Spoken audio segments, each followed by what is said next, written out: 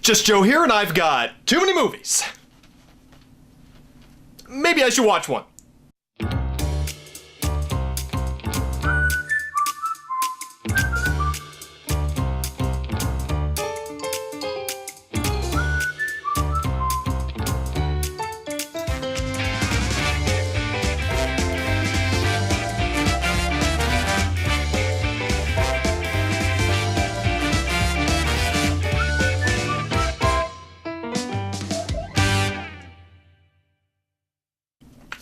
So last Friday, I watched the very first Mad Max movie from 1979, and I hated it. Okay, hate might be a strong word for it. I didn't hate it, but I did strongly dislike it.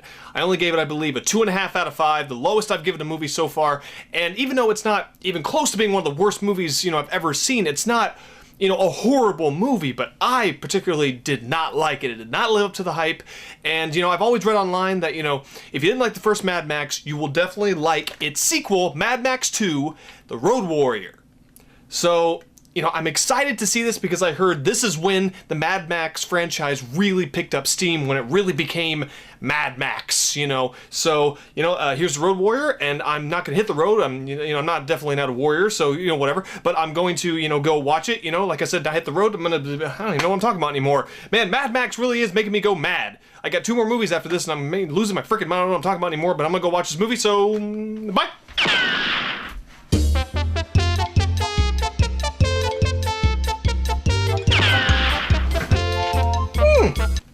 So, just got done watching The Road Warrior, and I will go ahead and tell you that yes, I did like it much more than Mad Max. I really did. I liked The Road Warrior a lot. But let's go ahead and get into it. Like always, I'm going to start with the plot / the script. There's not really much of a plot to Mad Max 2: The Road Warrior. Basically, it just starts off, it kind of recaps the first film very cleverly, actually, and ties it in and finally explains why the world is the way it is, and the world has kind of gone more to shit, and gas is getting scarce, there's not much law enforcement, and, the biker gangs, or just the gangs, are really taking over the roads, and I will say, in this movie, it definitely felt like a post-apocalyptic world, unlike the first movie. Again, I know it was low budget. This one had a lot more money because of the success of the first film, but this one with the costumes and the vehicles, and it felt like a post-apocalyptic world. It was filmed in the outback. Sorry, from Australia, had to do it at least once, of, the Australian outback, and, the emptiness, and it looked like a wasteland, and even when they finally, they reach a settlement, it looks 80s post-apocalyptic, and I love that. So, they did that very well in this, but anyway, regardless, back to the plot. Like I said, there's not very much plot in Mad Max 2: The Road Warrior.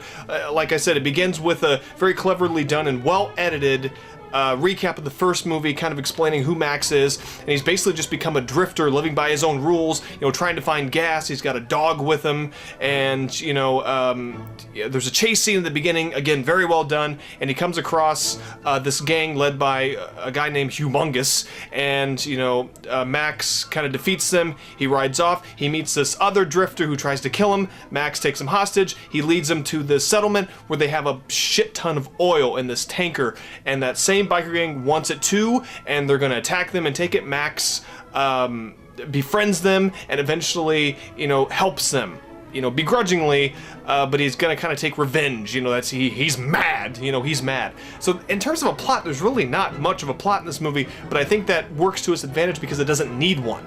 And the script in this one is a lot better than the first one. There's not much dialogue. Even when he gets to the settlement, Max is certainly a man of few words, and he was in the first movie. It makes a lot more sense in this one why he doesn't talk so much, because of everything he's gone through with losing his family and being a drifter and, having to kind of go against what he believed in when he was a police officer, and it makes more sense.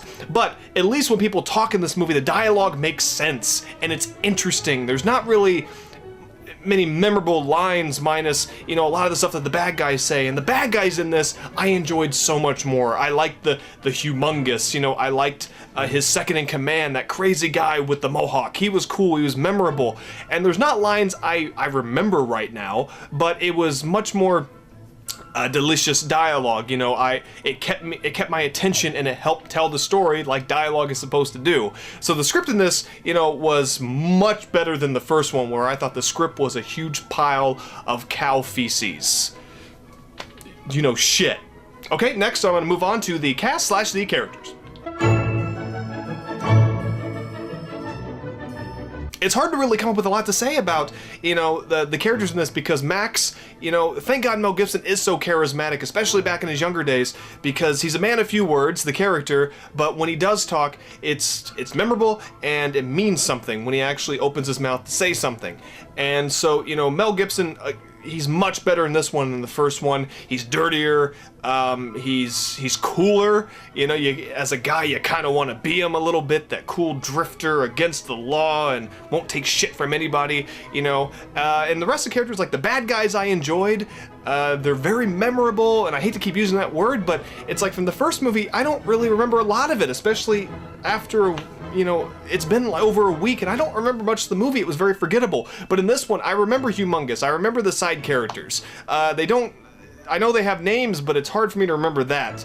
But just with the outfits and the vehicles and the weapons, everything else, I love the bad guys in this. And you hate them, but they're also kind of cool, you know. And then, you know, the people in the Mel Gibson, his sidekick, I guess his partner, as he's come to know, he was memorable. He was cool. And the settlers, you know, they do a really good job. And, you know, just to go ahead and move on to the cast, the entire cast in this, there wasn't one weak cast member. Everyone did a great job, even though, you know, it's kind of limited. You know, it's very much focused on Max and the bad guys, but even all the other side characters, they, you know, they do a good job with what they have, which isn't a lot because there's not a lot of dialogue, but again, you know, they do a good job. And even the little kid in this, he never spoke once, I don't think, but he was memorable and did a good job, so I much preferred the cast in this than the first one, especially the villains.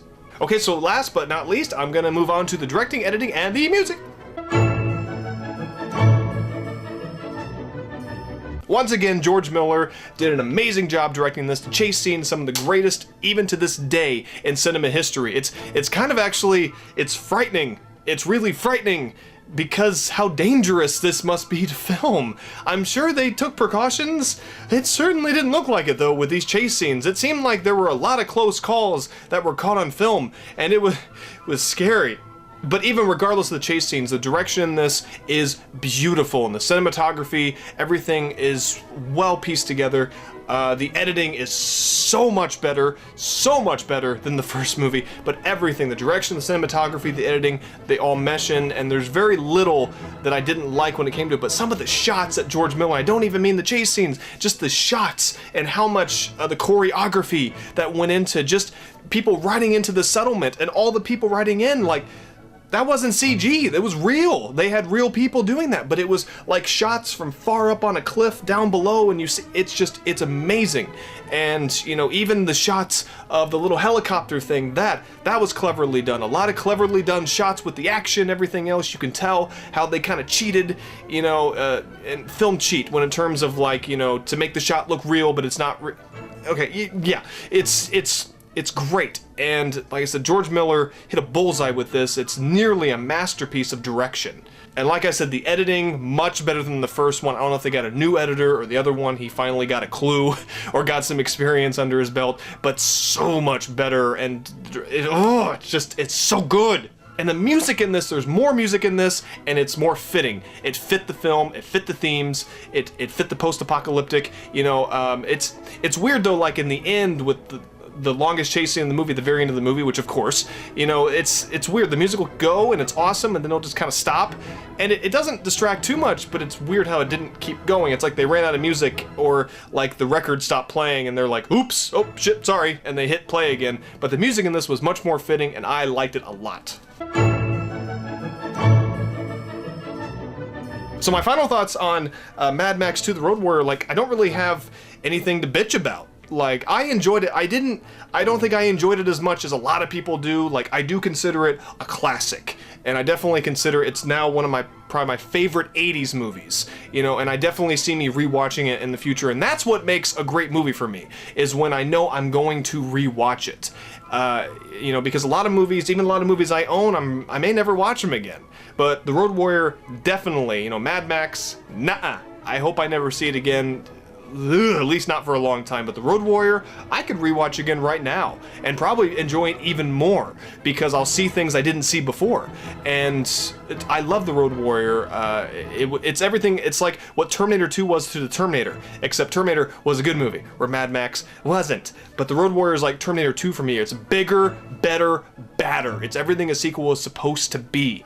And you know, from everything, just the chase scenes and the post-apocalyptic backgrounds and the sets and the costumes and the actors and everything just made, it's like every mistake they made in the first movie they fixed in this one. And that's what you're supposed to do with sequels, is correct your sins of the past. And a lot of times sequels don't do that, and The Road Warrior did it. And I loved it. I loved it, loved it. Loved it! Loved it a lot. So I give Mad Max 2, The Road Warrior, a Just Joe rating of 4.5 out of 5.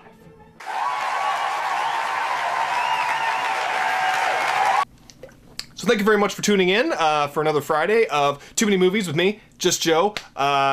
Every Friday I do one of these. Next Friday I will watch Mad Max 3 Beyond Thunderdome, and of course after that I'll wrap up, you know, I guess a month of Mad Max with Mad Max Fury Roads, and I'm very excited to get to that one because of all the praise that it got. But next week I am excited to watch Mad Max 3 Beyond Thunderdome that also co-stars Tina Turner. That's fucking weird. But like I said, I do one of these every single Friday. Look at this in the description below for all the links to Twitter, Instagram, my Facebook page. Subscribe to my YouTube channel, Apartment B1 Productions. Also to the podcast I'm sometimes on, What Were We Talking About? And, you know, just like this video. Like I said, every single Friday, you know, do Too Many Movies with Just Joe, where I watch a movie from my collection that I haven't seen before. And sometimes I'll do Too Many Movies at the movies. But unfortunately right now, there's really not any movies out that I haven't seen yet that I want to see. So look forward to these. So yeah, thanks for tuning in, and coffee. So I'm Just Joe. As you can see, I've still got too many movies. I think I'll watch some more, and I'll see you in the next video. Get out.